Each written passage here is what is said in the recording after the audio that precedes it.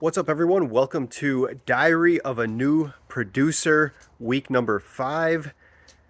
For those who don't know me, I'm Micah Salas. I'm the host here of the Max Revenue Show.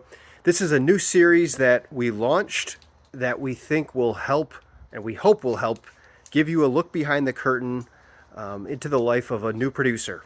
Basically, starting from scratch, trying to build $1 million plus book of business, and also look at what it's like to be a mentor. So, if you haven't checked out the first 4 weeks, go check them out. This is where Ian Cognito, who is our producer who is remaining anonymous, that's what we call him, we get into all the details of how many calls he's making, how to schedule his first week, how to think out ahead and plan ahead so that he can be most effective and not always be chasing and get off to the fast start. So we're going to talk about 4 things in week 5 here. I'm going to talk about a win. I'm going to talk about new clients versus time suck.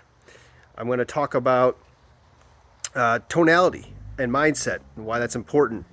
And I'm going to talk about meetings and if you should do them or not and how to make them valuable if you are mentoring people. All right, so as you know, we always check the numbers. This is about a 2-minute long part of the conversation with me and Ian. It's just, hey, this is what you did for calls. Here's the number of meetings you set. Here's the number of follow-ups. So he did about 150 calls last week. Another great week. The goal is always 200, but things pop up. And if you're making about 150 a week, you're going to have a solid career, right? There's no doubt about that because you're just going to fall into opportunities. It's going to happen. You're going to call people who are pissed off, angry, looking to make a change, open to doing some due diligence. And Ian experienced that for himself last week. So let's start off by talking about a win. Had his first win as a new producer, officially booked revenue. I think it's about 8-9 grand. So we celebrated that, right? That's awesome. He's literally 4 weeks in, very green in commercial insurance, has a win. A lot of times people think, oh, don't worry about anything for your first 6, 7, 8 months. I kind of fall into that camp where you don't want to look too much at the actual booked revenue. However, I think there's also a misperception that you can't sell anything your first couple of weeks. That's just not true. If you're out there making the calls, getting meetings, you have a script, an idea of what you want to say at that first meeting, and you have a process to follow that can get you and your agency hired, there's no reason you can't sell an account in your first couple of weeks. And Ian is a testament to that. So congrats, Ian.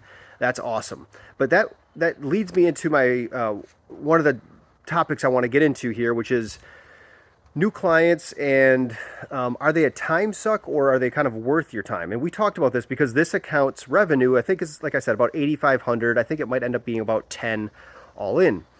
And Ian was like, yeah, one of the things, you told me, Micah, is to try to set a baseline, and that for you is about 10,000 in revenue. I was trying to stick to that. And I said, you know what, man, don't beat yourself up. I still write accounts that are 5,000 in revenue, 4,000. But they got to check some boxes, right? First of all, I got to be a cool person. I got to want to work with them. But second of all, they can't be a time suck, right? It's got to be easy. If it's going to be a waste of my time and my team's time and just not worth the revenue that we're making on it, I'm not going to work on that thing, right? Or maybe we have it and I don't care if it leaves because you got to be smart with your time, right? And if you're trying to build $1 million book of business, you only have so much time and accounts you can manage to be able to get there. So I have no problem with smaller accounts. If they're easy, they're good people, they understand the process. And here's the other thing that I really, that we talked about, me and Ian on these smaller accounts is, are they 3 stars who can be 5 stars, right? 3-star recruits who you think could be a 5-star recruit with a little coaching. Maybe they're hungry, they're going to grow.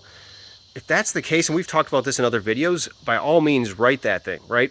If you believe in that person. So I thought that was important to share with y'all, something that's on his mind right now as he's getting started. One other thing I want to talk about is tonality in his cold calls. I asked, what are you saying, Ian? And he was like, man, I'm just kind of opening up saying, how have you been? He introduces himself, how have you been? They say good. And he says, I know you weren't expecting my cold call. You'll probably hate me, but do you mind if I just ask a question about your insurance? Boom, stop. That's it. The people say, sure, go ahead. And he says, are you planning on doing any due diligence? That's all he's saying, right? It mirrors very closely my script that I use, and I've used this script in the past, the ones he's using, a permission-based opener with a how have you been to open. You know what?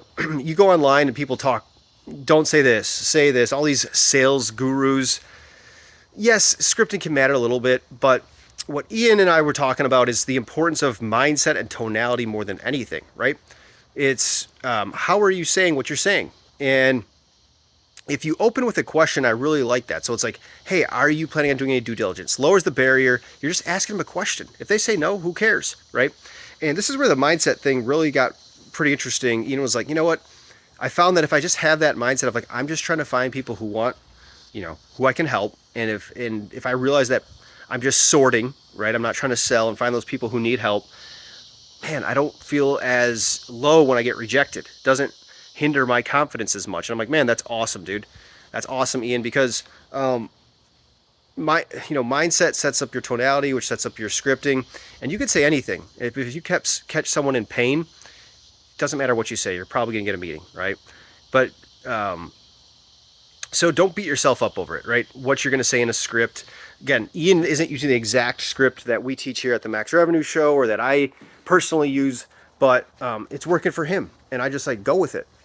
That's another thing. I think a lot of times agencies, we can be micromanagers. You got to say this, you got to do it this way. It's like, man, we're all different people, right? We all have different levels of comfort, and yeah, it's important to stretch yourself out of your comfort zone sometimes, but if something's working, just go with it, right? So,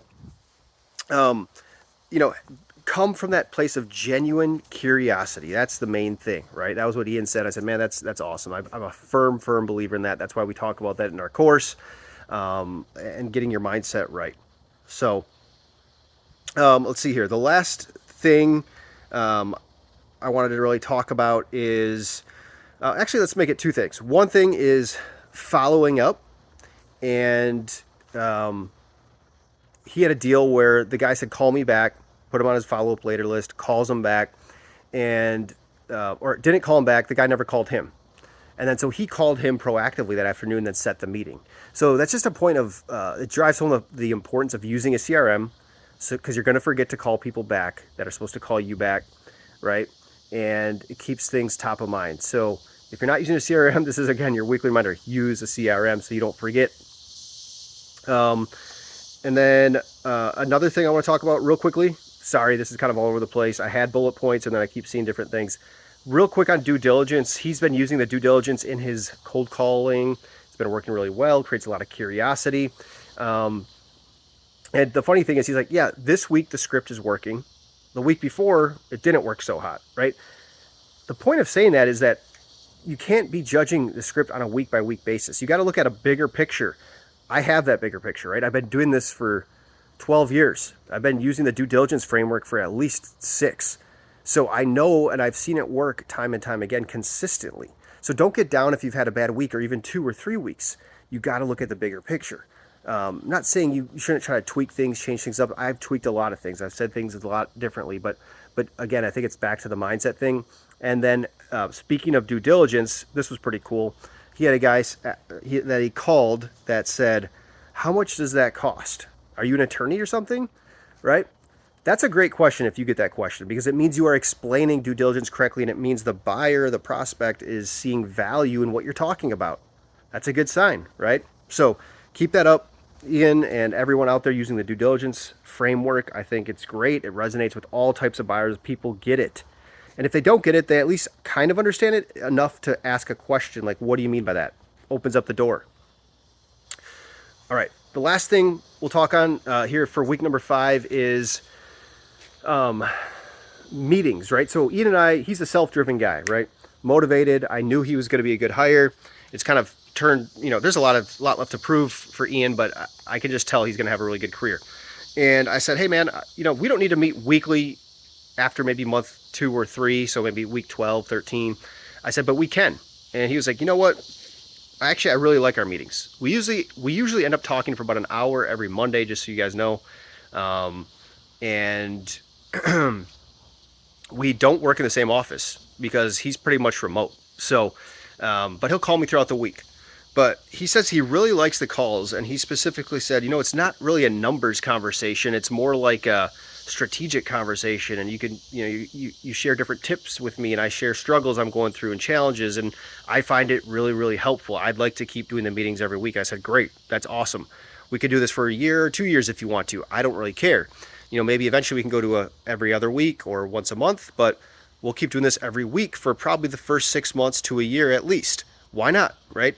And I'm actually getting value out of it too, because I'm still learning. I think as a mentor, you can always be learning from the students, right? Because they do things a little bit differently. And I even ask Ian sometimes, like, hey, what are you saying here? And if that works, great. So, hey, that's all I got for you this week. If you're watching, thank you for watching. Subscribe to our channel so you don't miss future episodes.